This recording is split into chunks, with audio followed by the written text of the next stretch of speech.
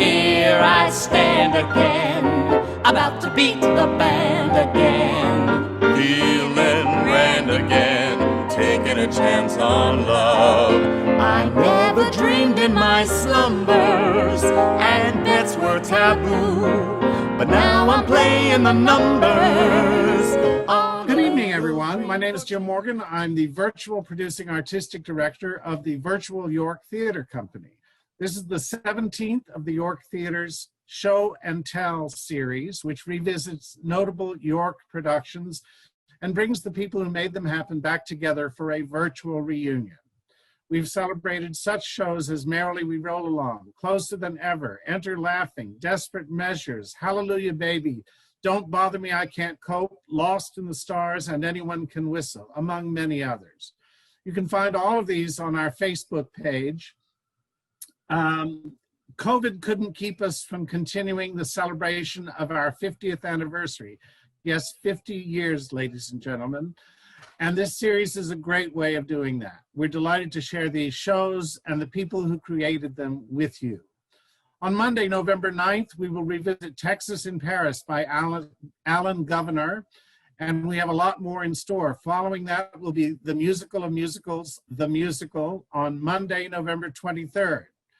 Various standalone events are happening throughout the fall, such as a new Taste of York on Wednesday, October 21st, where various York friends cook for you in their living room, in their kitchen, and share the recipes with you. We share the recipes with you ahead of time so you can do them yourselves if you would care to do so. Wonderful event on October 21st. We have a Halloween musical theater trivia night on the 23rd, and our ongoing musical theater training program presentations happen throughout as well. On October 26th, a very special presidential election edition of Josh Ellis and Peter Felicia's Philly, Boston, or Baltimore, with special guest Charles Kirsch, a 13-year-old musical theater wunderkind and Mensch, who knows more about musical theater than, well, Josh Ellis and Peter Felicia, also more than me. So he's quite something, and we're delighted to have him on board. We'll also be presenting the New York premiere of Nancy Ford and Mimi Turk's Blue Roses, a stunning adaptation of Tennessee Williams' The Glass Menagerie. More news on that shortly. The highlight of the fall season, however, begins on November 4th. Broadway's Great American Songbook, a cabaret series hosted by Michael Feinstein, which will feature weekly performances from such incredible talents as Ben Vereen, Lilias White, Bobby Creighton, Karen Mason, Alton Fitzgerald White, George Abood, and Leroy Reams, and more. Our associate producer is Ricky Kane Larimer, and the director is Barry Kleinborg. You will not want to miss this. Please remember that your donations are essential in keeping our pandemic programming going. We want to keep these events free, and to do that, we depend on your generosity. Also, please keep in mind that throughout the program, you can type questions or comments into the chat feature at the bottom of your screen, and we will do our best to answer them when we find time. The show we are celebrating tonight, Taking a Chance on Love, is a York world premiere review from the year 2000 on the life and work of lyricist John Latouche. We have reunited our original cast and creative team for tonight's discussion. But first, I'd like you to meet my co-host, Charles Wright, our resident theater historian, who is writing a book about the first 50 years of the York Theater, and who also happens to be the co-president of the Drama Desk. Mr. Wright? I hope I'm unmuted. Taking a Chance on Love is a hybrid of review and book musical. As Jim said, it's about writer and lyricist John Latouche, whom composer Ned Rorem described as the preface to Sondheim. Tonight we're going to talk about who Latouche was and what he means to the American theater, as well as reminisce about taking a chance on love. We have with us one of the most prominent, most knowledgeable authorities on Latouche, Erik Haagensen, who also happens to be the author of Taking a Chance on Love. So I would like to introduce Erik and ask him a few questions quickly about Latouche so that we have a foundation, and then we'll go to the cast of the... Ladies and gentlemen, Erik Haagensen. Hello. Hello, Erik. Nice to see everybody. So Erik, let's start out by by talking a little bit about Latouche's background. Well, he was born where? he was born actually in Baltimore, but when he was 6 months old, the family moved to Richmond, Virginia. So he really was a Richmond, Virginia boy. He had no memories of Baltimore. And he came to New York by what route? He came to New York via a preparatory school. He graduated from high school in Virginia at 17, and he was very precocious and got basically a scholarship to this school. He wanted to go to Columbia, but he wasn't quite educated enough. So he came here at the age of 17, and he promptly lopped 3 years off his age. So everybody at the Riverside School, I think it was? Riverdale. Well, Riverdale School thought he was 14 years old, and he could get away with it because he was very elfin and short. And he did a year there, and then he went to Columbia, where he did 2 years and left in a scandal because he wrote the varsity show Flair, Flair, the Idol of Paris, and it was extremely raunchy and extremely gay. And it caused new rules to be put in place by the university overseeing the varsity show, and John decided not to go back after that. We're going to see a lot of pictures of Latouche tonight, I think. When my opinion has always been that the proper word to describe him, both in appearance and in personality, is puckish. Erik, could you just say a few things about his major works, and then we'll get to the cast, and we can get back to Latouche's story as we talk about the play. Well, his major works, his first major work was the patriotic cantata Ballad for Americans, which Paul Robeson sang on the radio and was a huge, huge national success. That led to his doing the lyrics for Cabin Die, which was his first Broadway hit. Actually, his only Broadway hit in terms of financial hits. He also wrote with Duke Ellington, Beggar's Holiday, an adaptation of the Beggar's Opera. He's known for, of course, The Golden Apple is his masterwork for the Broadway theater. He wrote an unsuccessful vehicle for Carol Channing called The Vamp. And he's also the librettist of the opera, The Ballad of Baby Doe, music by Douglas Moore. Those are pretty much his major works. But he has a lot more than that. I mean, a lot more than that. And he's been important to the York. I'm sorry, I forgot to say, he also was the original lyricist for Candide. He withdrew from that project due to, he and Lillian Hellman hated each other.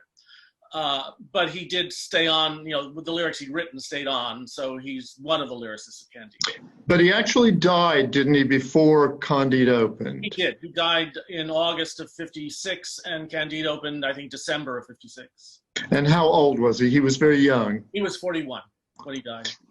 And that was also before Baby Doe played New York City. Yes. It was after Baby Doe. He died right after Baby Doe had premiered in Colorado, but he never saw a production in New York. Before I turn this back over to Jim, I just want to observe that Latouche has been important in the history of the York Theater. The founder of the company, Janet Hayes, as she was known on stage, Janet Hayes Walker, as most of you knew her later in life, was in the original cast of The Golden Apple. The York has done The Golden Apple twice, in 1978 and in 1990. And the musicals in Mufti in 1999 did The Beggar's Holiday, the Duke Ellington, John Latouche show. So Latouche has, and then of course in 2000 came Taking a Chance on Love, a York world premiere. So Jim, I'll hand it back to you. Thank you, Charles. Before we should really start the musical part of the evening with a recording, quick video recording of the title song from the show. I should mention that our archives are still locked up at St. Peter's Church, but Erik and Joe have a wonderful collection of memorabilia to do with the show, and the videos are wonderful to have. They are shot from a tiny camera that was the archival video camera in the back of the theater, and so that will explain everything, but we're delighted to have this to share with you. Here is the title song. Here I come again. I'm gonna make things home again. Acting dumb again. Here I stand again. About to beat the band again. Feeling grand again, taking a chance on love. I never dreamed in my slumbers, and bets were taboo. But now I'm playing the numbers on the little train for two. Waiting in again. I'm leading with my chin again. Starting out to win again. Taking a chance on love. Taking a chance on love. Here we go. I'm feeling fine again. I've lost my mind again. Taking a chance on love. Here I sing again. I'm getting in the beat again. Oh, the brink again. Taking a chance on love. This game I'm having a crack. I'm having a crack at with me. And so I'm taking a whack. And a whack cat back I see. Boy, I'm hooked again. I'm in the swing and I am hooked again. This goose of mine is hooked again. Taking a chance on love. I'm hooked. This goose of mine is hooked. I'm taking a chance on love. A chance. Taking a chance on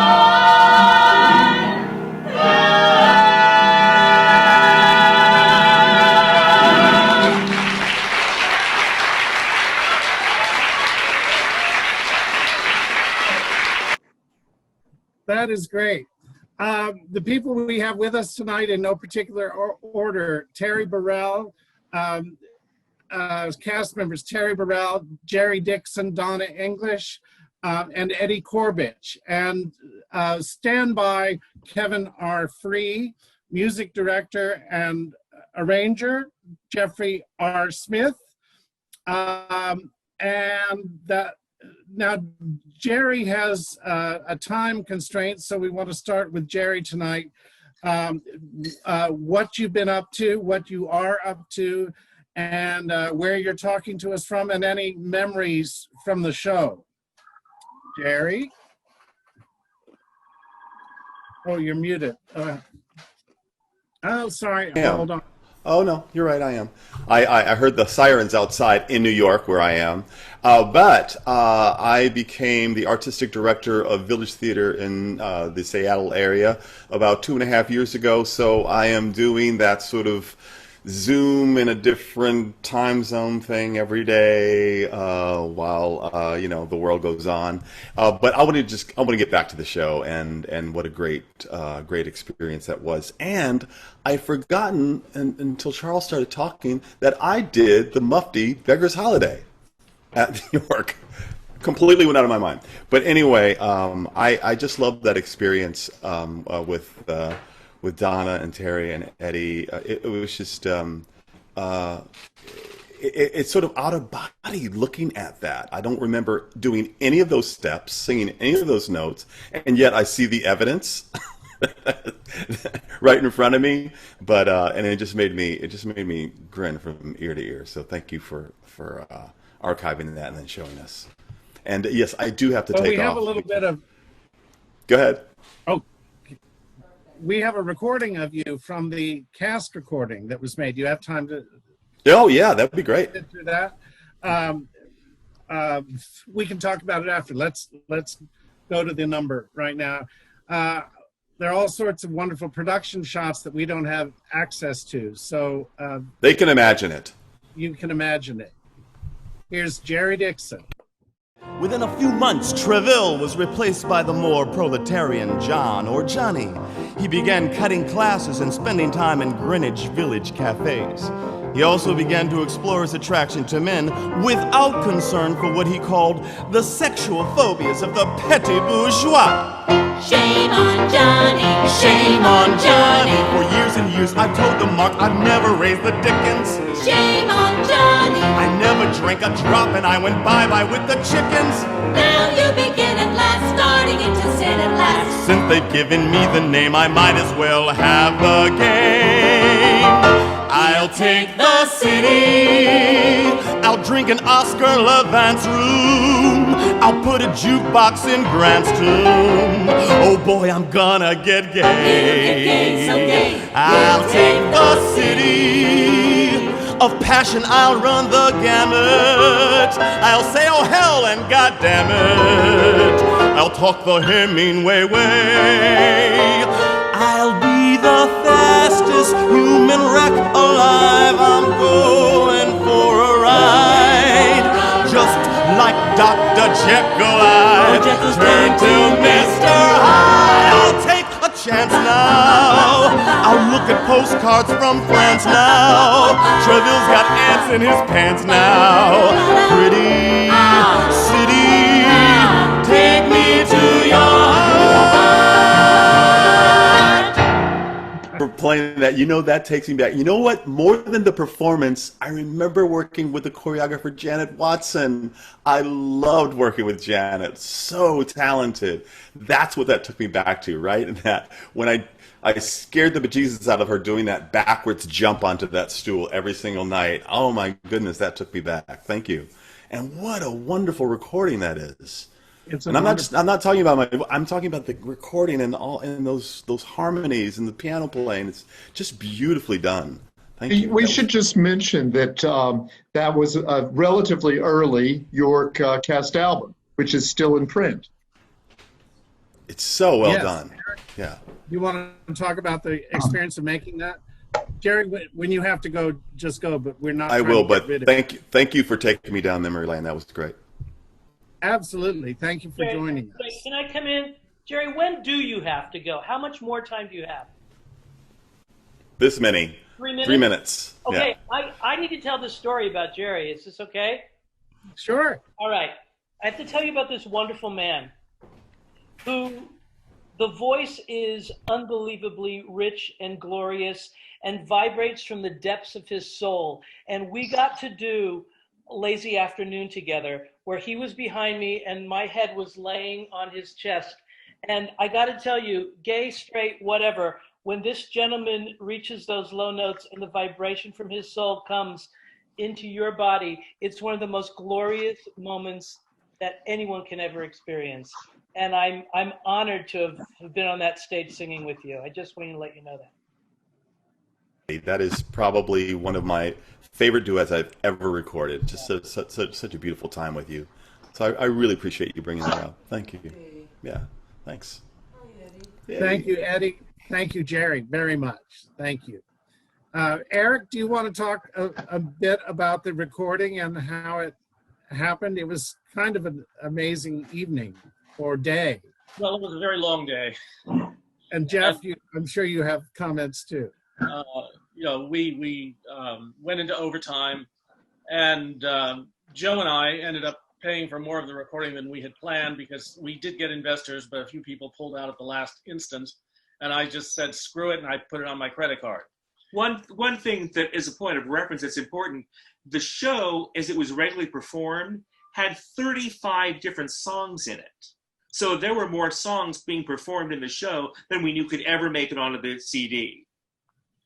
But I just realized in my introductions, I skipped Joe McConnell, who is Erik's husband, but who was also the casting director for the show and was an essential part of this whole process. I apologize, Joe. But I want to actually tell a story about about Lazy Afternoon. Because one of the things that I was proudest about with this show is that we were able to present John as he was, an out gay man in the 30s, 40s, and 50s, which was something that was very rare. But he was very out as a gay man. And Lazy Afternoon is late in the second act, and is when John, after a whole lifetime of looking for love, finally finds it with his partner, Kenward Elmsley. And that song was used to dramatize that. And there was concern before we went into rehearsal that perhaps that would be offensive to York audiences. But I stood my ground and we decided to try it. And it worked. It worked very, very well. And the two of them, you were both amazing in that number. But there was one Saturday matinee where, when that began, this 60-ish gentleman, House Wright on the aisle, suddenly stood stock upright, grabbed who I presume was his wife next to him, and dragged her out of the theater. And she didn't want to go, so he was pulling her. She had her, face to the stage, trying to watch the song, and he dragged her out of the theater. And all I could think of was, it took you this long to realize this show is gay?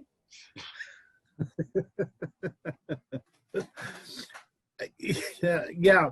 I remember being a little trepidatious as the director, but also the head of the theater, that we were sort of going out on a limb. That may be the wrong word, but we were taking a chance on the show and on love, and I wasn't sure how it would go over. I was very proud we were doing it, and very proud of you, Erik, for pushing us in that direction. I think it's a wonderful show that should be revived. And should have a much wider life than it has had. But more about that later. Let's go now to Donna English. We have a musical moment from you. Would you like to hear it now? Or would you like to talk and then? No, sure. I mean, I don't know if Jerry is still here, but I just want to say, reiterate what he said, just like, oh my God, the music of this show is amazing. The arrangements are amazing. The recording is beautiful. But my deepest, fondest, greatest memory from this show is this cast, these 3 other people. And we just somehow, I'd worked with Eddie before, but I didn't know anyone else. And we just sort of melded and created these amazing harmonies and these relationships. And I too, I hadn't listened to the album in a long time, and I just did over the last couple of days, and I was just like, man, this is good. It's a really, really good cast album. And so I hope everyone who's watching goes out there and gets it. It's on Amazon. Go buy it. It's fabulous. So here's a little musical moment with Donna English. He caught me a mockingbird and wove a willow cage, a cage from the willow where we kissed and clung.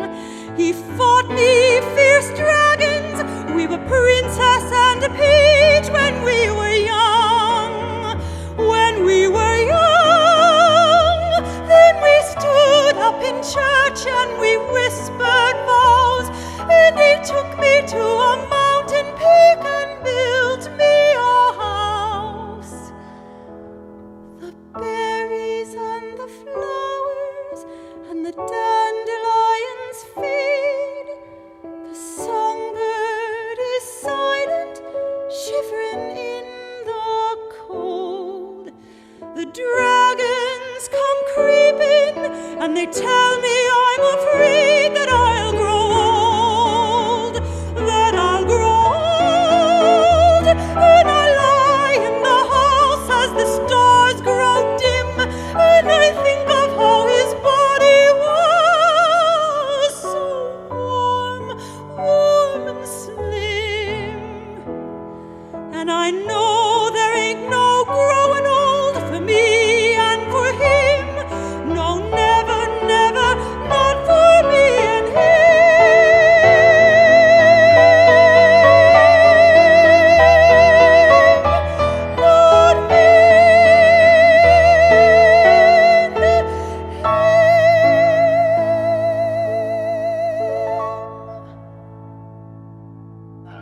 sound amazing. I'll tell a story about that song. It is one of my favorite songs that John ever wrote. I love it. It is the song Penelope is singing while her husband Ulysses is away at war, and she's afraid, you know, they will never grow old together. They'll never have the opportunity. I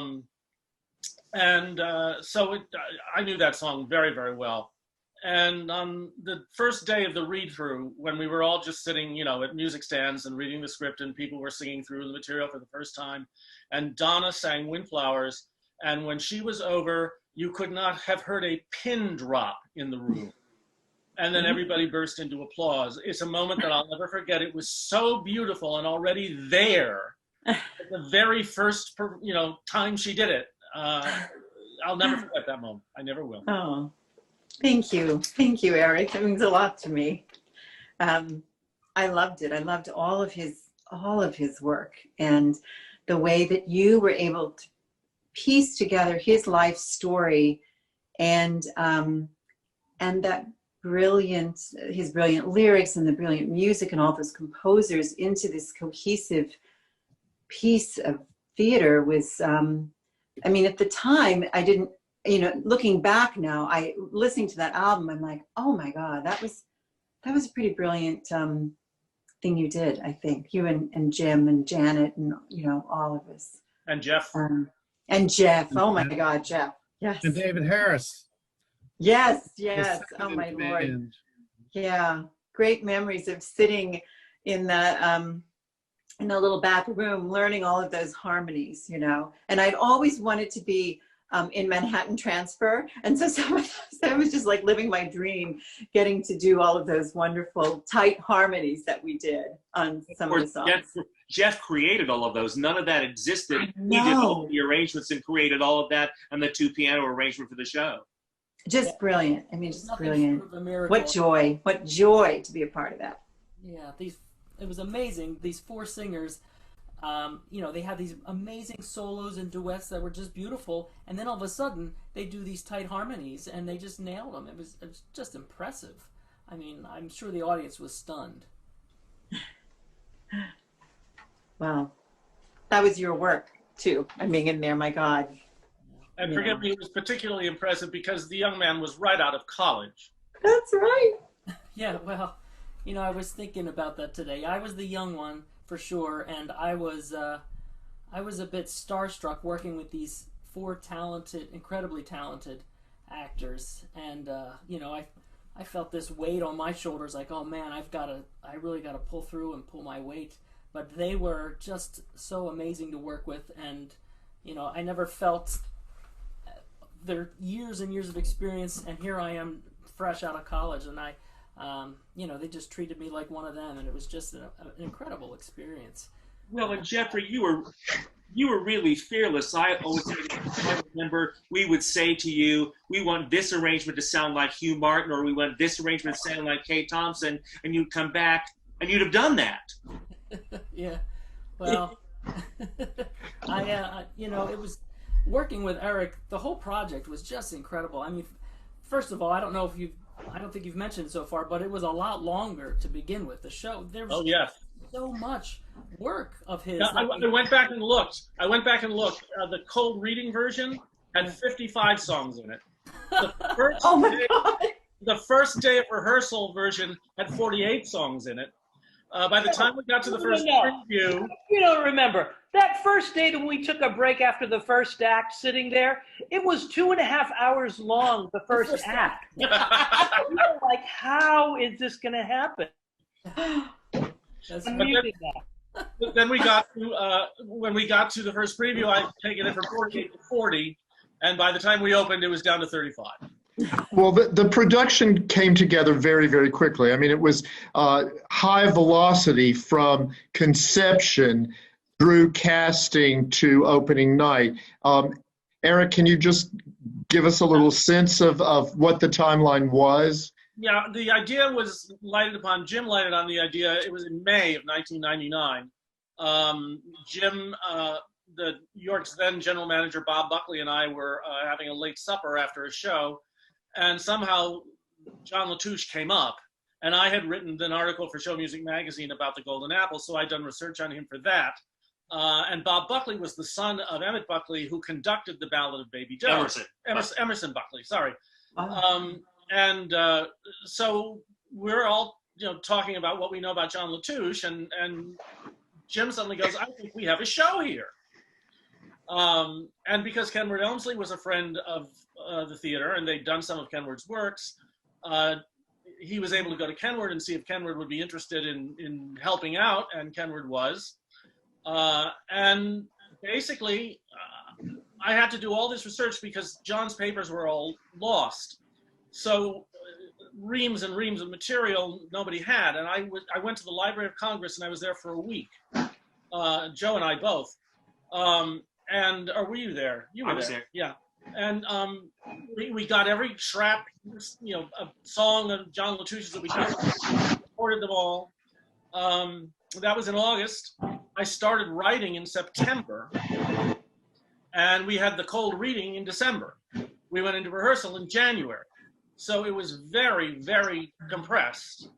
And I always knew that it was going to be whittling it away until you found the statue inside the marble. But figuring out how to do that and which pieces to jettison and how to connect the dots was really the challenge of it. And I wanted it to be the story of John's life. I didn't want it just to be here are the songs. And because people didn't know these songs, there almost no songs were well known, so they could function as book songs. And they were surprisingly autobiographical.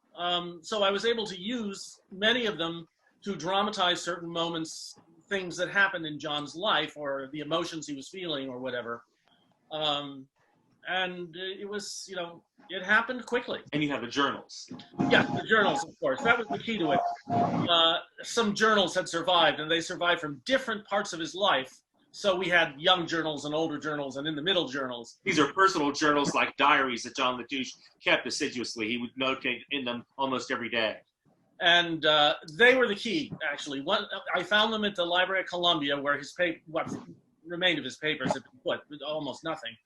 And it was only when I found the journals that I went, okay, now I know what this is. Now I know what I'm doing. Eric, you mentioned... Would this be a... Go ahead. You mentioned Kenward Elmsley. He is significant to this show and to John Latouche in several ways. Would you say a few words about him? And he was on hand. Kenward was very much on hand and very responsible for helping us make the show a success.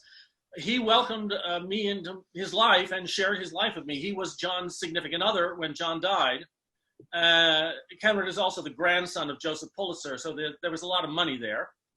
And the author of The Grass Harp. The musical version of The Grass Harp, the author of the libretto for the opera Lizzie Borden, a well-known poet. The author of Lola, that we did the premiere of. We've done the Golden Apple twice because Janet Hayes Walker, who founded the York, was in the original production. I'd never heard of it, and I came to New York and got to know her, and she kept talking about the Golden Apple, and I fell in love with it. So we did one full production and then another one 10 or so years later. We're probably the only theater in the world that has done 2 full productions of the Golden Apple.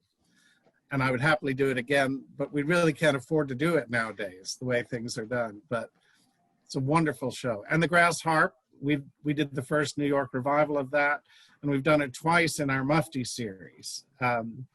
It is also another show that deserves a much wider audience. Anyway, back to you, Eric. Kenward, I went to the house that he and John shared in Vermont, in Calais, Vermont, for a long weekend. And he just talked to me, and he talked to me about their lives together and what it had been like and what John was like. And it was invaluable. And some of it ended up in the script. And it was just invaluable in my being able to understand who John was, because I could talk to his widower, in essence. This might be a time to show a snippet of that interview you did during the run of the show. How about that? All right. This is an interview with Marcia Steiner, right? Yeah. Yes. The late Marcia Steiner. Yes.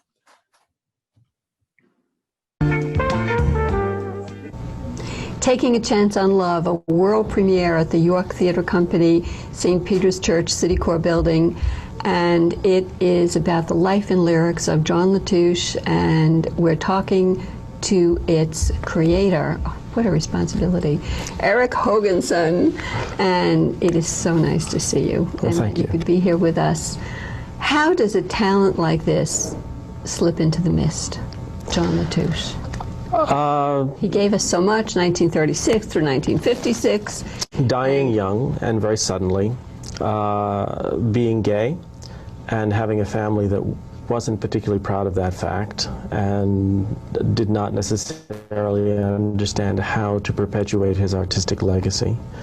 And then writing with a lot of composers, a lot of different composers, rather than with one, like Rodgers and Hammerstein. But shouldn't that be a plus? I mean, in general, no, I don't think so. Really? That's I think most interesting. of the teams that you remember are people who work together fairly consistently. I see. Yeah. I guess you pieced together things about the man himself. He was married. And He was married, but he also was gay. In fact, his wife was gay as well, which was a thing that often happened in the 30s and 40s. Gay men married gay women.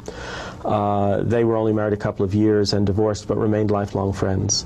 There's just so much. There were unpublished journals that existed, and there were letters that existed that had still been in the family. So there were a lot of primary sources that I was able to draw the sort of book of this review from. did you find, as you were involved in this project, that you got more than you bargained for? That you learned things that you just never knew existed? Definitely. No question about it. Or as his cousin Virginia Luck said to me, you know, he put everything in those journals. And he did. And you're going to hear it at the York Theatre. Oh, well, this is so exciting, and we're just so glad you stopped by. Thank you very much for having me. And Erik, you went down to Virginia or West I went down to Virginia Richmond, Virginia, yes, and I met with Virginia Luck and some other family members and interviewed her about John and saw what little memorabilia they still had left. The fact of the matter is that actually John's family threw out his files. They were poor Southern Jews, a Jewish family, and they were very, very embarrassed by the fact that he was gay and was also open about it. He was very close with his mother, and she was the exception to this. But his older brother was an alcoholic and abusive, and he took charge once John died and inherited everything, and anything he couldn't sell, which included most of the manuscripts, he threw away.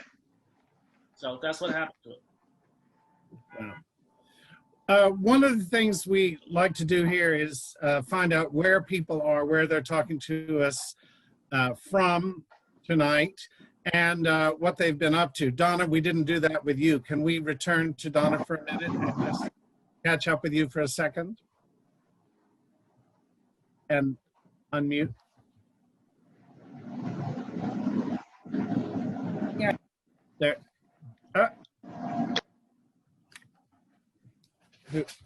He's muted. Sorry. Donna, Can you hear me unmute now? yourself again. There you Can go. you hear me? Okay. Yeah. I'm coming to you from my living room in lovely Montclair, New Jersey, where I live. And can you hear me? Can you hear me? Yes, yes. Okay, I wasn't sure. Yeah, and you know, I've been, I just sent my daughter off to college, and I was remembering that I was trying to get pregnant with her while we were doing this show. So that tells you how long ago this show happened. She's now 18. And I just, right, I was so lucky to work right up to the shutdown, and I was doing the new play version of Clue at the Cleveland Playhouse. And we shut down, and then that was it. And so we just did a Clue Beret, a little benefit for the Cleveland Playhouse just last week, in fact. And yeah, now, you know, just trying to enjoy child-free life with my husband, which is nice. And, you know, just trying to enjoy the slower pace of things and stay in the moment. I think that's all any of us can do. And make phone calls for Joe Biden. I'm doing a lot of that too. Good, good. And Jeff, we didn't do that little bit with you either. What have you been up to? What are you up to? Where are we talking to you from?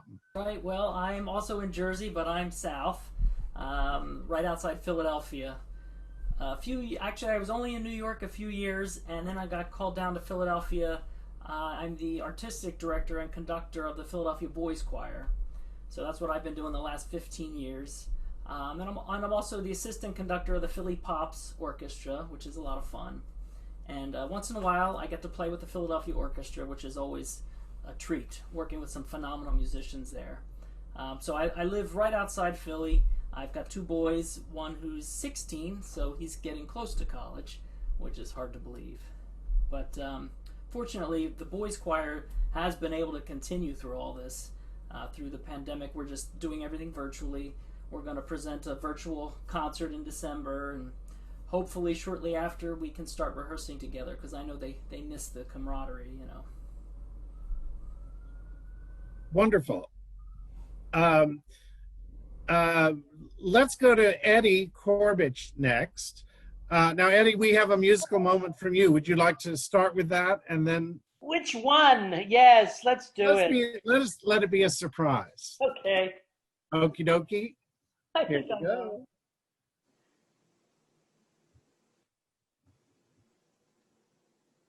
go.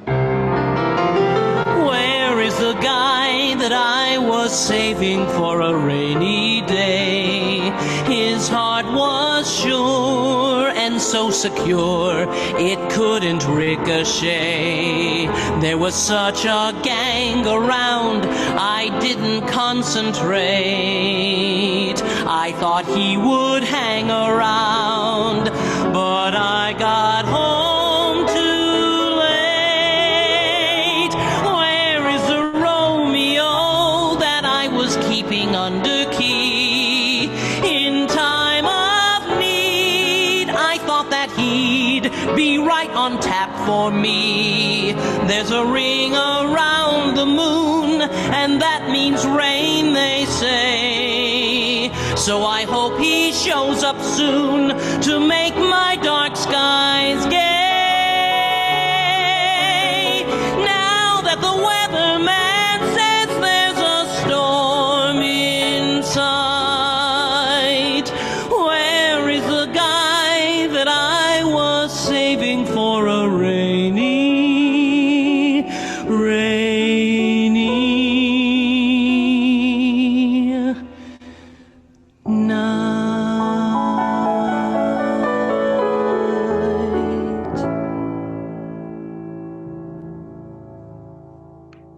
Gorgeous. Thanks. I didn't know that was the one you were going to take. Thanks. I have to thank Jeffrey for that, because that was originally Jerry's song. Do you remember? And for whatever reason, he didn't want to do it.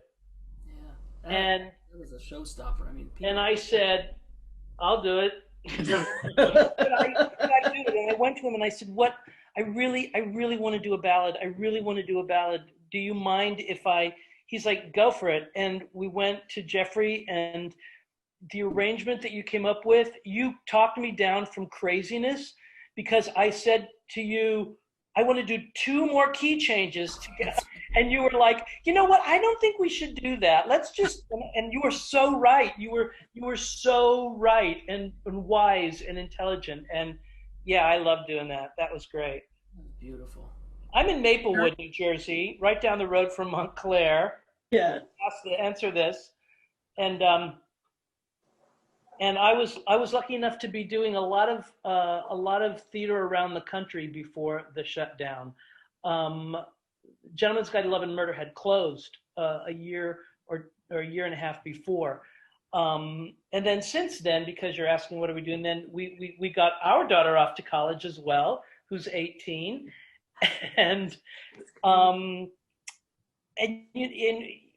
I'm learning, Kevin, you'll understand this. I'm learning a lot about how to record yourself and light yourself in the best possible way and make sure that there's baffling so that you don't hear a lot of stuff. I've got a lot to learn, but that's what I'm taking the time to do right now. So I'm doing my best that way.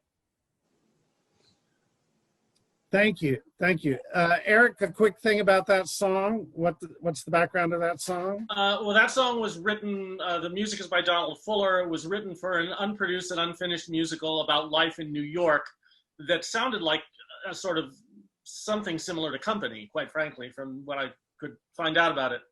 I used it in the show at the moment when John and Kenward Elmsley met. So he's singing about, why am I alone? Why am I alone? And then he meets Kenward Elmsley, and Kenward becomes the guy he was, hoping to find.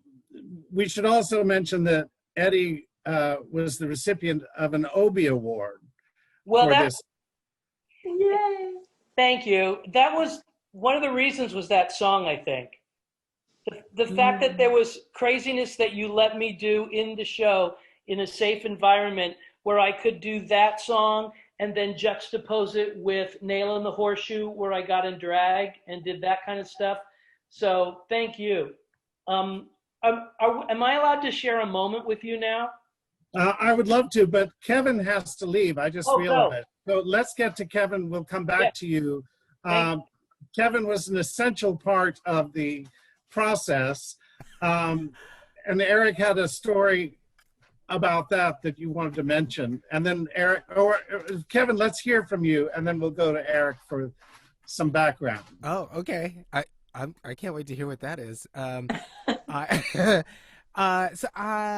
I remember so much about this production. This was the first off-Broadway show of my career. So as an actor that I was in. So thank you, all of you, for putting me in the show. I remember at the audition, Jim Morgan asking me at the end of my audition, do you have what is your experience with broad comedy? And I remember distinctly that I looked you in the eye and said, my life.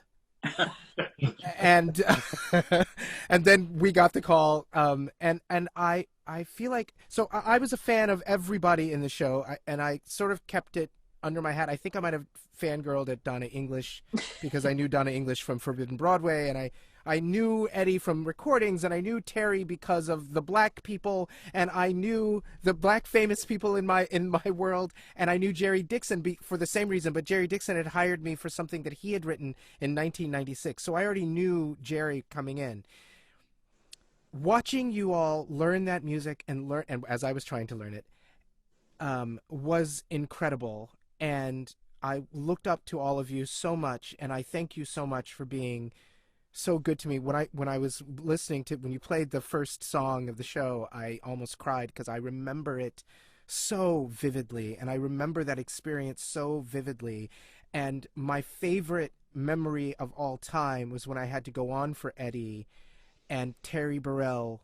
Well, first I kissed Donna English twice in that one song instead of once, and then Terry Burrell dragged me all across the stage in every song that we were in. She would grab my hand and throw me across the stage to where I needed to be. It was one of the greatest things. And now I'll say I'm in Queens, on Lenape land, in Astoria, in my recording studio. I now make my living as an actor and a director. I'm also a producer and a sometime playwright. And I've been busier than ever since things shut down, acting, directing, and recording audiobooks in my pantry. Delicious, delicious audiobooks. Very delicious. I'm so glad you could join us. Me too. Thank you. Thank you so much, Kevin. Erik, do you want to... Well, it was just that, it was Joe, my husband, who insisted that we have standbys for this production. That was not usual at York. And it was a wise thing to do because I believe, if I'm not mistaken, Eddie, your mom died, didn't she? She died after we closed, a week after we closed. She had the heart attack, and she was going into open heart surgery. And I had said to Jerry, I'm going to see her, and then I'm going to come back, and I'm going to do the show that night, so I won't be there when she wakes up. And Jerry looked at me and said, Mario went in for a ingrown toenail, and I wasn't there when he woke up, and he was so pissed off at me. You are going to be there when your mom wakes up. And I remember looking in Kevin's eyes and going, Kevin, I'm sorry, I have to. And he went, shut up. You don't say this. This is your mother. You're going. You have nothing to worry about. And I thank you forever for that. So yeah, anyway, I'll shut up now, but that was the situation. You had no idea how much you had to worry about. Yeah. Because then I went on and did Kevin this was show. wonderful. You were amazing. Are you kidding? Absolutely. I remember that. Kevin, No, you were really amazing. wonderful. Oh, Well, thank you. Both Kevin and Patty Butler, as the female standby, had the unenviable task because, as we talked about, there was that huge song stack. There were all those tight harmonies, and Kevin had to learn Eddie's track and Jerry's track and know the difference. And same thing with Patty. Patty had to know Donna's stuff and Terry's stuff. And they never got a run through. They never got an understudy, run through or anything like that. Oh, that's right. So when Kevin got put on, we were out in the house, doing the. I was doing that on stage. Brilliant. He was brilliant. There you were. Thank you. It was, Joe McConnell was one of my early supporters in the city. I feel like, Joe, you called me in for a lot of things back in the Tried to when I could. Hey, when you're talented, it's easy to call people in. That's very sweet. Thank you very much. But I will still remember you doing Nail in the Horseshoe in that blonde wig and that fur coat. Terry Burrell said, well, first I remember you all coming on stage after laughing. And then Terry Burrell said after the show, she was a sister. You made her a black woman. That's brilliant. It's so much fun. It was so much fun. Oh, you guys, I have to go. I'm so sorry. Oh, I love Kevin, you it's so all. good to see It's so you. good to see you. Wonderful. Thank you for having me. This really is a balm to my soul. Thank you. Keep taking care of yourselves, please. You're irreplaceable. You too. All right. You too. Thank you. Absolutely. Goodbye. Bye. We have a special extra a lanyard for our audience tonight, a recording of a song that is not on the recording. Eric, do you want to set that up for us? Yes. And a picture. It's actually not a song. It's it's not a song. beat poem. I asked Kenward Elmsley to write something for the show about his husband. And he came back with this in the form of this beat poem. John, in the 50s, John and Kenward had like a 24-hour salon in their penthouse apartment on the Upper East Side, and the worlds of art and music and Broadway and off Broadway all merged there. I mean, Carson McCullers to Ben Bagley to Salvador Dali. And what Kenward chose to write about was those salons. He called the poem Touche's Salon. We recorded it in one take at the very, very end of the recording session. We still had other stuff we had hoped to record, but as it turned out, there wasn't even room for Touche's Salon, and that's why it's not on the album. And we only had a few minutes left, and I knew I could not afford to go in any more overtime, so we had to stop at midnight. They'd already been imbibing a little bit. Joe had been sent out to get some brandy to get them through the last hours of the recording. And this is performed to an accompaniment of bongo drums and with a lot of finger snaps. And we just did one take, just do it. They did one take, and it was the best performance of Touche's Salon I'd ever heard. They were all slightly looped. And it's Jeff on the bongo drums. Yeah, on the bongo drum. Yeah. This photograph. The whole idea was the over-the-top personalities at these salons, and I think that comes through. Can we hear? I'd forgotten about the liquor, but yes, that was a great thing at the end. At Touche's salon, the habitués are bitchy. They savage bad hair, bugle beats are kitschy. The dropouts and has-beens, the hopheads and boozers, fawn on the famous, stagger past losers. Gore Vidal's trashing Truman. And we don't mean the prez. Paul Bowles is sporting his Moroccan boy's fez. Jane Bowles plots just perched on Lena Horne's lap. Jane just told Sart's full of crap. John Cage is still sober. Tennessee's loaded. Better not ask how his last flop show did. At Touche's salon, the ambiance is she. It's hard to distinguish a hetero from he-she. Golden oldies brag of their jazz age vintage. When their pince-nez drop, they're serious squintage. Meet Jack Kerouac, humpy and available. His novel On the Road is totally unsaleable. Hey, Dr. Max Jacobson, I'm tied up in knots. Do yourself a favor, try my miracle shots. Better than Benny's, Dex, and cocaine. One jab and you'll feel no pain.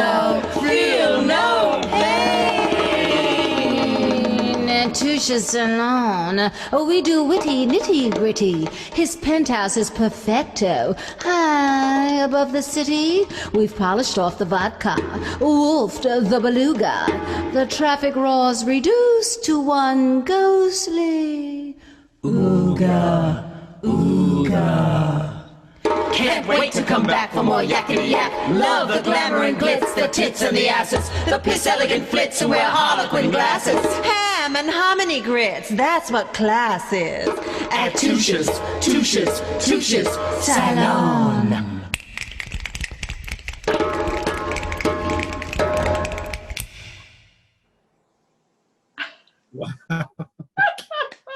One of my favorite lines in that is the piss elegant flits who wear harlequin glasses. I couldn't get it out. Very Kenward. That's amazing to hear that. Anyone? Comments? Memories? I guess I started it. I thought it was Donna. I'm going, No, that's you. I know, but I'm going, who is that? It was, I thought it was funny. Jim, you were just great about the rhythm of the whole thing, and I don't know, you made that piece work. You shaped it, and you helped also with the drums. You like, oh, we need a beat here, we need a little something going on there, and you just made that whole thing work so beautifully. It's so great. Yes. Terry, it's good to see you. It sure is, Donna. Hey. I used to look at Donna on stage when she was singing and just sit there and go, God, she is so gorgeous. Just exquisite. She just had this classy, exquisite porcelain kind of look about her. It was just Aw, thank you. I remember when you came in, I remember we were rehearsing because you were a replacement at, we were just into rehearsal, I think. Hey, Donna, she didn't know that. Right. I didn't. I remember this gorgeous woman standing at the back. I think you had on a fur coat and fake. And I was like, who is that? Oh my God. Has she come to save us? Maybe. You did. Oh my So I God. tell my story, Jim. Yeah. Yeah. So the show was in rehearsal, this very tight ensemble of these four gifted performers. And one of the female performers, who should remain nameless, became ill at the end of the first week and was out sick for a couple of days and then announced she wasn't coming back. Now, you're halfway through a rehearsal period with this incredibly difficult show being developed as you go along. Now, I'd worked with Terry before, as had Erik, and I knew that she would be a good choice. So I immediately, being casting director, called Terry's cell phone and said, we're in a bind. We're doing this musical review about this guy named John Latouche. It's a tight ensemble of four performers. Here's some of the people that are doing it. Here's some of the kind of stuff you'll have to do. Are you available? And forget, she wasn't living in New York. And yes, at this point, Terry's married and living in Atlanta, and I'm on the cell phone with her. So she said, now tell me about the show. What do I have to do? And I said, well, you have to be Paul Robeson, Ethel Waters, Carol Channing, and sing an aria. And she laughed and said, oh, yeah, right. Now tell me what I have to do. I said, you have to be Paul Robeson, Carol Channing, Ethel Waters, and sing an aria. And you heard kind of gulp, and she said, well, can I read it first? And I said, sure, but we're really in a bind. We really need you. Can you get here? And she said, well, I'm 3 blocks away at my dentist's office on Fifth Avenue. It'll probably take me about 15 minutes to come That's over right. and get the script. That's right. Because she was in New York City, and you came and got the script, and you started rehearsals the next day. I did, yeah. And I had worked with Eddie already. We'd done the national tour of Showboat. Right. And you and Eddie did Erik's private readings of 1600 Yes. Pennsylvania Avenue. Yes, we did. Yeah. Along with, not Patty, but she was working at the Marriott Hotel next door. Wow. Yeah. But I have to tell you, yes, the original, if we're going to call it the original 4, was a tight group. But what I remember is that we weren't a family, and that happens with any new group of people who come together. Terry, when the second you came into our midst, we were complete, and I mean complete, energy-wise, in a wonderful way. Because I have to. I mean, this is your time to talk, but I have 3 very, very quick 3 things to say, and the first is that we could not have felt more safe in each other's company on that stage. And let me tell you, in that beginning, before we opened, every single day there were massive pages of new rewrites. I mean whole monologues. And then where we would memorize the entire monologue, and 3 sentences would be gone, and we would have to rejigger in our head. And the one time I had something, and it was something horrible had happened for John Latouche. I don't know what it was, but I went up and I had no idea what to do. So I started saying words that Erik Haagensen never wrote. I knew there was trouble happening in the script, and so what I said was, it was horrible for John. Everything was just horrible and horrible. And I looked up into Donna's eyes, and they were wide and welcoming and lovely, and I just relaxed, and I opened my mouth and started telling Erik's story and the words that he wrote, but not in the order he wrote them. So afterwards, Donna said, Eddie, I have to tell you, you were so determined to get every single bit of information that Erik wrote out there, and you did. And it made no sense. It made complete sense. And I don't know how you did it. And I did it because I looked in your eyes. And to talk and to tell Terry something, my husband's one of his favorite moments in the show is Not a Care in the World, where Janet staged the most amazing dance. But I never felt that I was doing justice to the choreography until the center section, when you had a monologue and you said, it is so nice to be back in da-da-da-da. And when I heard your voice, that's what made me know how to do the number. Wow. And that's what I'm talking about. All of us just fed off each other, and the energy was there. It was a magnificent experience. And the final thing I'm going to say is I'd never worked with Jim before as a director, and I didn't know whether I was doing the right thing for you or anything. And the one moment when I knew we were connected and I didn't have to worry anymore was in Nail in the Horseshoe, when I picked up my vodka and I used my pinky to stir it. And the second I used my pinky to stir it, I saw your face go. I was like, all right, we can do it. So those are the things that I remember. And I'm not going to say anything else because it's your turn, Terry. And thank you for letting me tell these stories. They're great stories. Well, actually, I can't wait to hear Terry, but you just set up your musical moment, your other musical moment, Eddie. We have Nail in the Horseshoe, and it's too good to not make that transition. Then we'll come to Terry and hear everything you have to say, absolutely everything. And one of the It'll things be brief. setting this song up, this is a piece of special material that John wrote for Charlotte Ray. And it is... I'm one of the names. Sorry.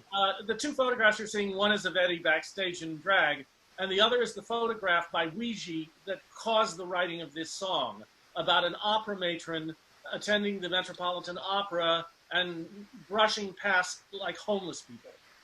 It's a very famous photograph. Oh, right. That's Eddie backstage, courtesy of Kevin, who took the photograph. I'm one of the nails in the horseshoe at the opera. Without me, the joint would never run.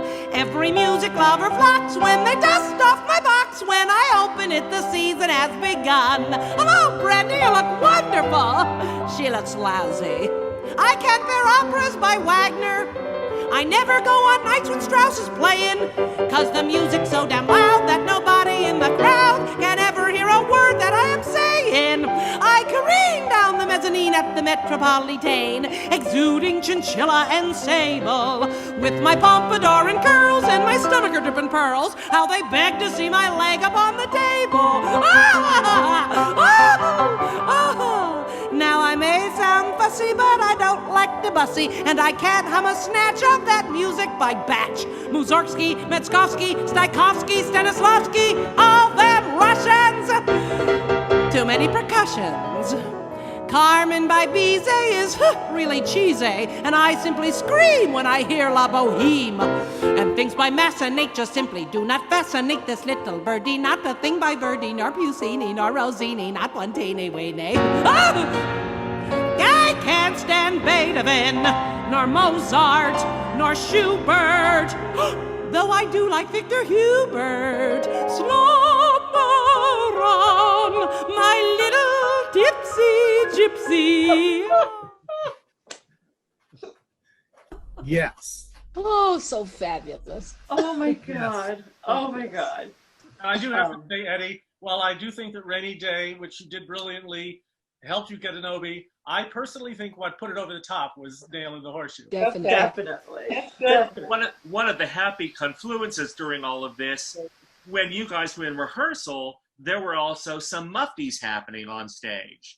And the York was doing a mufti of 70 Girls 70 with Charlotte Ray, who that song was written for. So Charlotte's back in the green room, and we say, oh, well, you know, we're doing the show, and we're including this special song that John wrote for you. And she started doing the stage. She said, oh, you're going to put your leg up on the table and demonstrate it. Well, Miss Burrell. Yes, sir. How lovely to have you here. So lovely to all be the way here. from, tell us where you are. Well, I'm in Atlanta, Georgia, in Roswell, near Alpharetta. And Can I have a poppy seed bagel, please? And tell us what you were up to today and these days. Okay, well, since I moved to Atlanta, I was really fortunate to work in a lot of theater here. And one of them is the Alliance Theater, and it's really one of the biggest theaters in the Southeast. And Susan Booth, the artistic director, has become a great friend of mine. And so they were looking for ways to start theater again. Actors Equity is giving everybody a really difficult time. So a lot of theaters are now pivoting to SAG-AFTRA. You know, I have had to get COVID tested 3 times a week since September. I did a piece for a theater here called Synchronicity, called Backstage and Other Stories, based on my 40 years in the business. And we just finished that, and that's streaming. And then Susan had asked me if I would do something called A Very Terry Christmas. And so what they decided to do was go to all these venues in Atlanta, like the Aquarium. We've already been to the zoo. Today we did the College Football Hall of Fame. We're going to sneak and do the Ferris wheel. It all has scenes, and I was at the Fernbank Museum last night singing, flirting with a dinosaur. Hello, big boy. I see you come here often. And singing "You're a Mean One, Mr. Cringe." But it's wonderful. I'm having a great time. I mean, it's really tiring, but I'm having a great time, and that's what I've been doing. And I think it's going to start streaming like at the end of the month sometime. We finish next week, so. How lovely. Yeah. Well, we have a musical moment from you. Yeah.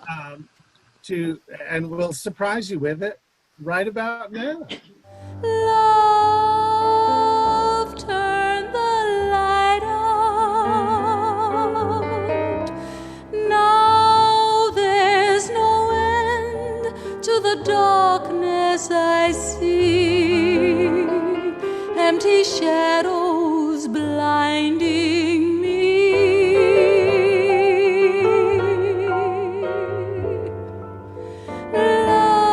Love, turn the light out. Now it don't matter wherever I go in this gloomy afterglow. Last night the moon was shining for joy like an electric light. Last night I reached for stars overhead, but instead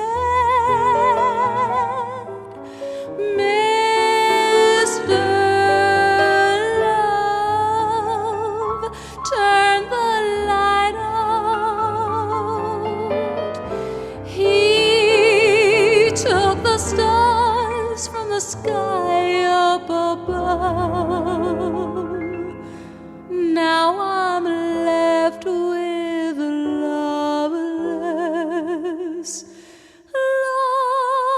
love. That was one of my favorites. So beautiful. Donna, you helped me with that song. I was having a problem. Yeah.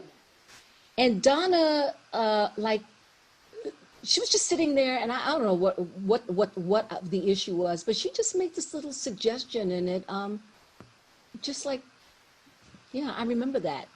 Oh, Help me. You didn't Just need help any me. suggesting. My God, you're just No, you helped me.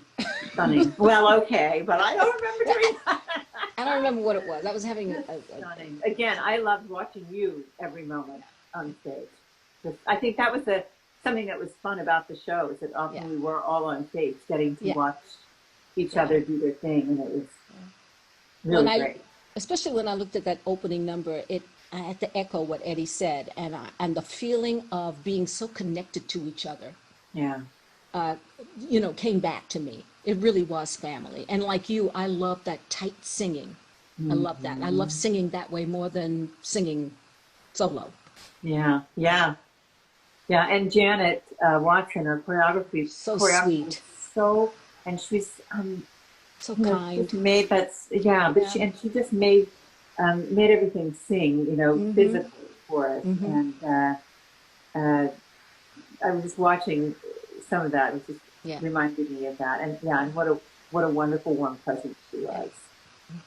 She was a dear, dear friend. We had done a number of shows together, various places over the years. And I'd also watched her work with other people many times. And I was so happy when she said she would do this. And I don't think the show would have happened as successfully as it did without her. I miss her. I'd really like to echo that. I think that Janet's staging was really crucial to the success of the show. There was not a wasted moment. And all the movement enhanced the words. Nothing got in the way of, putting the words forward, which, of course, is what the show was ultimately about, John Latouche's words. And Janet and I, to be fair, we always got along personally, but we were kind of at odds during rehearsals because she was not convinced my idea of combining a book musical and a revue was going to work. And she kept saying, let's talk, let's talk. And at one point she said, let's get rid of all the talk and just do the song.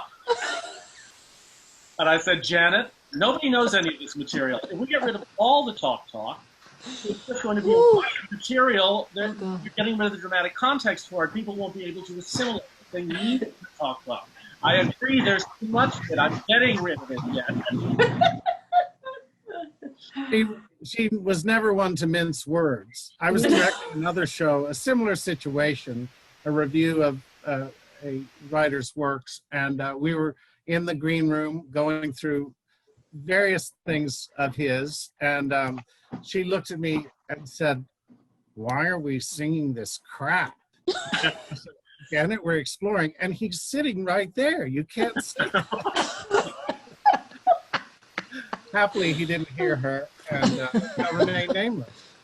If I could take a minute and tell a Terry Burrell story. Where was that? Oh, it's a great movie that happened backstage. As you know, the show was put together with all these excerpts of various people talking about John Latouche, and Terry had a very funny story on the show, excerpted from one of Ned Rorem's books. Now, in researching the material for the show, we knew that John Latouche had written special material for a cabaret performance in Spivvy LeBeau, Madame Spivvy. And we were able to get the recordings of Madame Spivvy from a wonderful author named James Gavin, who has an amazing book called Intimate Nights. It's about the history of New York cabaret. And of course, James came to see the show and brought a nice gentleman with him and came backstage to meet the cast and introduced Terry Burrell to Ned Rorem, who she had just impersonated on stage. And I remember your eyes just got big as headlights. And I'd like to add to that, Ned Rorem was a fan of the show. He liked it a lot. And he wrote a little bit for the liner notes of the CD because of his appreciation of the show.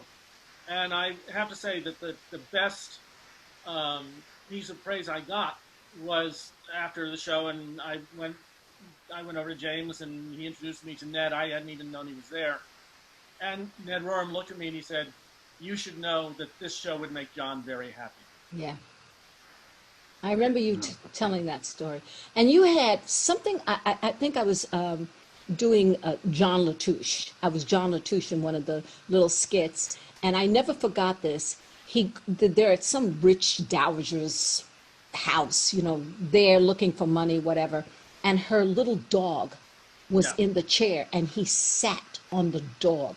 That's the excerpt from the Ned Rorem book. He killed the dog, and then he took the dog and threw it out of the window. And I could remember every night the audience would go, "Ugh." But what was the last line of that? He got the funds. Yeah, yes, I remember. Oh God, that was so much fun. We are approaching the end of our evening, but we have a ton of photographs to look at pretty quickly. Okay. Erik, I'm going to count on you. Anyone else is welcome to throw in comments, but we'll just start. There's some of John later on, but first there are some random shots backstage and also some production shots of our show. So let's take a look.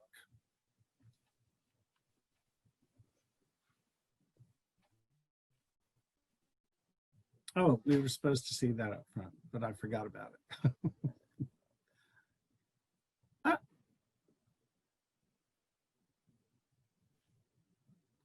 Or we can all just sing.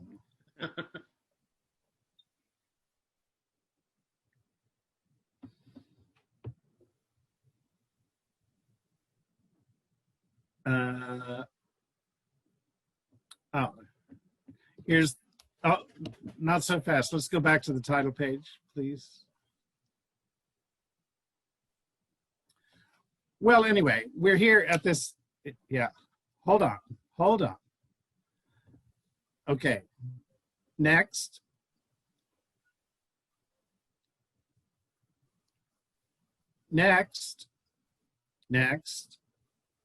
Deviser is misspelled. Yes, it is.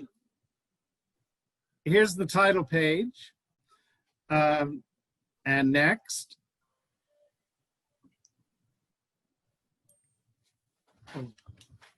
Now, I should take a minute to mention the designers. I designed the set. The costumes are by Susie Benzinger, the wonderful Susie Benzinger, and the lighting was by Ryan Schmidt. and it was a pretty simple set. The look was various photographs of New York City put together in this sort of jagged world to create a feeling of his life, his hectic life. The interesting thing is today, doing that same set, I would have it all printed on vinyl. Then it was all hand painted. Just an interesting thing about how the world has changed in these 20 years. Next.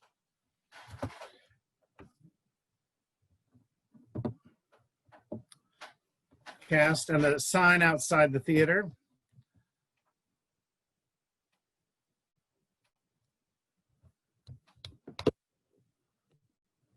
Random backstage shots. Courtesy of Kevin Free. Our music department. Jeff and David. Oh, now hold on this for a minute. This is, hold on back. That's Kenward Elmsley sitting in the middle, Erik, me, and Janet Watson. Wonderful photograph of 4 friends that made this show happen. Next. That's my, oh. Okay, this keeps going. That was my husband though, in that first Yes, one. there's Andy. There he is. There's Andy. Right there. And there's Donna backstage. And this is Hugh Klitsky, our prop guy, getting ready for the Nail in the Shoe number. I think that's actually in the, yeah. Jeff in the dressing room. Jerry. We've seen that. Next.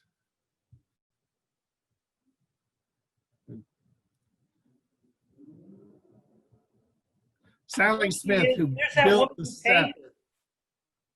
What? That was that woman who did all that painting. Sally Smith. Loved her. No, I did the painting. She built the set. Sorry. She was amazing. A board member. She passed away 3 or 4 years ago, but a wonderful friend of the company, board member for many years. That's her granddaughter, other granddaughter behind her, and this is probably a party at her house that she gave. Yeah, I remember being in her house. Yeah. Mm-hmm.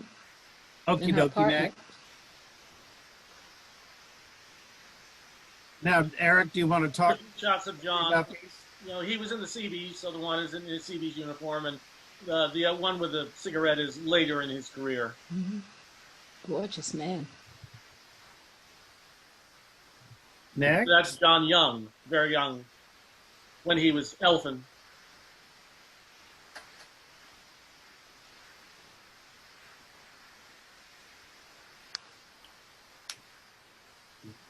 Next. That's the cover of the book. Pause on this. Mm-hmm. I'd like to say a word about that book. For a long time, there was no definitive work on Latouche, and this book by Howard Pollack came out in 2017. But I believe it's the case. I should say that book is dedicated to Erik and Joe, and I believe it's the case that that book might never have happened but for Taking a Chance on Love. Erik and Joe, would you say a word or two about that? Well, am I putting you on the spot? No, I can do that. I received a phone call out of the blue from Howard Pollack, and I knew who he was because I'd read some of his work. He has a wonderful biography of George Gershwin. He had just finished a biography of Mark Blitzstein when he called me. Doing the book on Mark Blitzstein got him interested in John Latouche, and he was told by someone that I was the foremost authority on John Latouche because I'd created this show. So he reached out to me, and he wanted to know how much research I had done, and I said I did a lot. And he said, do you still have it? And I said, yes, I do. And he said, would you share it? And I said, of course. And he had a grad student in the NYU musical program who was a former student of his. He's a professor at the University of Houston. he had this student come to my apartment and digitize everything. So all the research was digitized. And he told me subsequently that he had not decided to do the book until he got all the research complete. And it was all of the fact that I did so much, and it gave him such a strong start that made him decide to do the book. So it's entirely possible this book will not be written. And it is dedicated. Yeah, dedicated to me and to my husband. Yeah, yeah, yeah. I think we're going to have to stop here as we're approaching the end of our time. Charles, do you have a concluding statement, perhaps? Well, I don't know that it's a concluding statement, but I do want to say one last thing about Taking a Chance on Love. That review, that production, that world premiere is enshrined in literary history. In 2000, late 2000, Gore Vidal published what I think is the last novel in his American Chronicles series. It's called The Golden Age. And in that novel, Gore Vidal himself, and John Latouche is a character in that novel, and in fact, Vidal takes us, the readers, to the premiere of The Golden Apple, which took place down at the Phoenix Theater, which is now it was a Yiddish theater. It's now a multiplex movie theater on 2nd Avenue. And The Golden Apple did end up on Broadway, but it was produced by the APA Phoenix Theater Company. It had a spectacular premiere and was moved uptown by commercial producers almost instantly.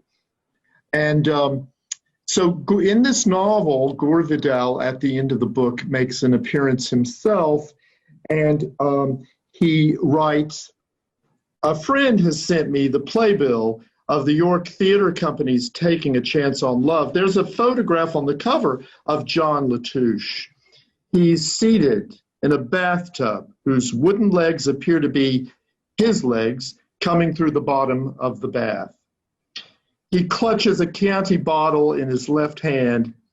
He scowls at us, while smoke from a cigarette in his right hand circles his head, upon which, in the original photo, a Santa Claus hat was set, now airbrushed out. Finally, after the next best thing to a revival of The Golden Apple, there is a review entitled The Lyrics and Life of John Latouche." Wow. Yeah. Thank you. That's what, Erik, you should show your shirt. Yes. This is John. That's the logo. Bathtub. The bad boy of Broadway is back. Yes, that was our slogan. Final comment from anyone. We don't have any time really, but a quick anything. Just thank you all for joining us. Yeah. It was really wonderful to revisit. Erik, one final comment? Just that this, anybody who's friends with me on Facebook knows how special this show is to me, because it is my Facebook portrait, the logo for the show. It was a joy to do. It was a joy working with this creative team. It was scary as hell because we had no time, but it was thrilling. And it's one of the things that I am most proud of everything that I've done in my career, of all the musicals that I've written or been involved in creating. In some ways, it's almost the one I'm most proud of. You should be. It's wonderful. Thank and you. I remember your tenacity. Thank you. Good night, everybody. Thank you so much for joining us. I'd like to express appreciation to the entire York staff who all in one way or another made this happen, and pushing buttons behind the scenes and pulling the cast together, Fiona Sweeney and Joseph Hayward. A special thanks to Erik Haagensen and Joe McConnell for all their archival material. If you enjoyed this, please consider making a tax-deductible contribution to the York Theater Company to help keep these programs happening. We hope you all enjoyed tonight's presentation. And now one final musical moment, the reprise of the title song, which was also the curtain call. Enjoy and good night. Good night.